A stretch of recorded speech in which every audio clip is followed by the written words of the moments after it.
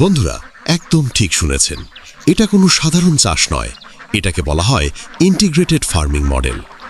আজ আমরা প্র্যাকটিক্যালি দেখব এই আইডিয়াটা কিভাবে মাত্র 1 বিঘা জমিতে কাজে লাগিয়ে আপনি আপনার ভাগ্য বদলে ফেলতে পারেন।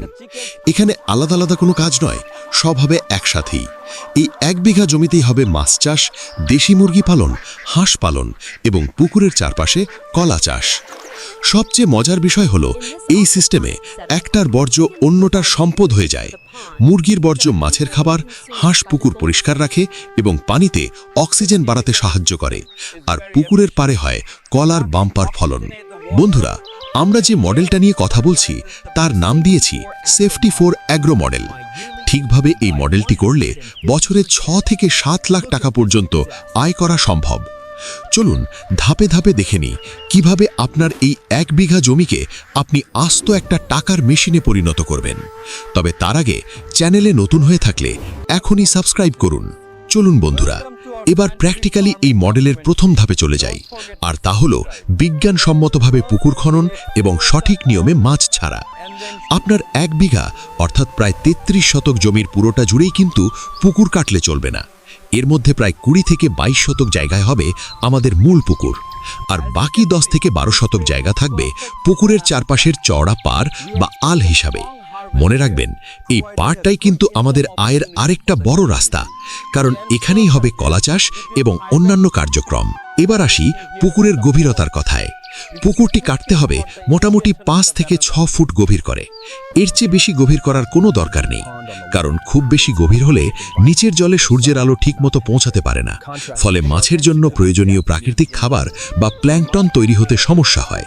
পুকুর কাটার সময় আরেকটি গুরুত্বপূর্ণ বিষয় মাথায় রাখতে হবে। পুকুরের পার কখনোই দেয়ালের মতো একদম খাড়া করে কাটা যাবে না। পার কাটতে হবে ঢালু করে, অর্থাৎ ওপরের দিকটা একটু চওড়া হবে এবং নিচের দিকে ধীরে ধীরে ঢালু হয়ে নামবে। এতে বর্ষাকালে পার ধসে পড়ার সম্ভাবনা কমে যায়। পাশাপাশি মাছও এই ঢালু জায়গায় এসে সহজে খাবার খুঁজে পায়। পুকুর কাটা হয়ে গেলে পুকুরের তলার মাটি অন্তত 3 থেকে 4 দিন কড়া রোদে শুকিয়ে নিতে হবে। এরপর পুকুরের তলায় এবং পাড়ে পরিমাণ মতো চুন ছিটিয়ে দিতে হবে। চুন পুকুরের পানিকে জীবাণুমুক্ত করতে সাহায্য করে এবং পানির গুণগত মান একদম ঠিক রাখে। এরপর পুকুরে পরিষ্কার জল ভরতে হবে। জল ঠিকমতো জমে গেলে এবার আসবে মাছ ছাড়ার সময়। অনেক সময় সাধারণ চাষিরা না বুঝেই একসাথে অনেক মাছ পুকুরে ছেড়ে দেন, কিন্তু ইন্টিগ্রেটেড ফার্মিং মডেলে আমরা একটু বৈজ্ঞানিক পদ্ধতি অনুসরণ করব। পুকুরের জলের 3টি আলাদা স্তরের জন্য আমরা আলাদা আলাদা ধরনের মাছ ছাড়ব। জলের একদম ওপরের স্তরের জন্য ছাড়ব কাতলা এবং সিলভার কার্প, মাঝামাঝি স্তরের জন্য থাকবে রুই মাছ, আর পুকুরের একদম নিচের স্তরের জন্য থাকবে মৃগেল বা অন্যান্য কার্প জাতীয় মাছ। এভাবে আলাদা আলাদা স্তরের মাছ ছাড়লে তারা শুধু নিজেদের স্তরের খাবার খায় এবং একে অপরের খাবারের ভাগ বসায় না, ফলে মাছ খুব দ্রুত বড় হয়। এই 20 থেকে 22 শতক পুকুরে আমরা মোটামুটি 1000 থেকে 1200 পিস উন্নত মানের চারাপোনা ছাড়ব। বাজারে সাধারণত এই চারাপোনার দাম সাইজ অনুযায়ী প্রতি পিস 2 থেকে 3 টাকার মতো হয়ে থাকে। অর্থাৎ সব মিলিয়ে মাছের চারা কিনতে আপনার মোটামুটি 2.5 থেকে 3000 টাকার মতো খরচ হবে। সঠিকভাবে পরিচর্যা করা হলে মাত্র 6 থেকে 7 মাসের মধ্যেই এই মাছগুলো ভালো ওজনে পৌঁছে যায়। অনেক ক্ষেত্রেই একটি মাছ 1 থেকে 1.5 কিলো পর্যন্ত ওজনের হয়ে থাকে। তখন এই পুকুর থেকেই কয়েক কুইন্টাল মাছ উৎপাদন করা সম্ভব, যা বাজারে বিক্রি করে একটা ভালো অঙ্কের আয় করা যায়। কিন্তু বন্ধুরা, এখানেই এই মডেলের আসল গল্প শেষ নয়, বরং এখান থেকে শুরু হচ্ছে ইন্টিগ্রেটেড ফার্মিংয়ের আসল ম্যাজিক। কারণ এখন আমরা দেখব এই পুকুরকে ঘিরেই কিভাবে শুরু হবে দেশি মুরগি পালন এবং হাঁস পালন, যেগুলো মাছ চাষের খরচ কমিয়ে আপনার লাভকে কয়েক গুণ বাড়িয়ে দেবে। এবার বন্ধুরা, আমরা দেখব পুকুরের ওপরে কিভাবে মুরগির শেড বা ঘর তৈরি করতে হয়। পুকুরের পাড় থেকে একটু ভেতরের দিকে জলের ওপরে বাঁশ, কাঠ বা লোহার অ্যাঙ্গেল দিয়ে একটা মজবুত মাচা বা ঘর বানাতে হবে। এই শেড বা ঘরের সবচেয়ে জরুরি বিষয় হলো এর মেঝে। মেঝেতে কোনো বাঁশের চাটাই, তক্তা বা নিরেট কিছু দেওয়া যাবে না। এর বদলে ব্যবহার করতে হবে শক্ত তারের জালি বা মোটা প্লাস্টিকের নেট। কেন এই জালি দেওয়া হচ্ছে? কারণ এই ঘরে আমরা যে 300 থেকে 400টি দেশি মুরগি বা সোনালী মুরগি পালন করব, তাদের মল বা বিষ্ঠা যেন শেডে আটকে না থেকে সরাসরি নিচের পুকুরের জলে গিয়ে পড়ে। মাছ খুব দ্রুত বড় হওয়ার জন্য প্রচুর পুষ্টি বা হাই প্রোটিনের দরকার হয়। সাধারণ চাষিরা এই প্রোটিনের জন্য বস্তা বস্তা দামি কেনা খাবার পুকুরে ফেলেন, কিন্তু এই মডেলে আপনার মাছের খাবারের খরচ প্রায় 60 থেকে 70% কমে যাবে। মুরগির বিষ্ঠায় প্রাকৃতিকভাবেই প্রচুর পরিমাণে প্রোটিন, ক্যালসিয়াম আর নাইট্রোজেন থাকে। এই বিষ্ঠা সরাসরি মাছের জন্য একদম ফ্রি এবং পুষ্টিকর ন্যাচারাল খাবার হিসাবে কাজ করে। ঠিক তেমনি জলের সাথে মিশে পুকুরে প্রচুর প্রাকৃতিক খাবার বা সবুজ প্ল্যাঙ্কটন তৈরি করে। যে মাছ শুধু কেনা খাবার খেয়ে বড় হতে 6-7 মাস সময় নেয়, এই মুরগির বিষ্ঠা খেয়ে সেটা 5 মাসেই 1 থেকে 1.5 কিলো ওজনের হয়ে যায়। অর্থাৎ মাছের খাবার কিনতে গিয়ে আপনার যে বিশাল টাকা খরচ হতো, মুরগি সেই খরচটা পুরোপুরি জিরো করে দেবে। এর পাশাপাশি এই মুরগিগুলো থেকে প্রতিদিন যে ডিম পাবেন তা বিক্রি করে আপনার খামারের রোজগার খরচ খুব সহজেই উঠে যাবে। আর কয়েক মাস পর যখন এই মুরগিগুলো মাংসের জন্য বাজারে বিক্রি করবেন, তখন একসাথে 50 থেকে 60 হাজার টাকার একটা সলিড প্রফিট আপনার পকেটে আসবে।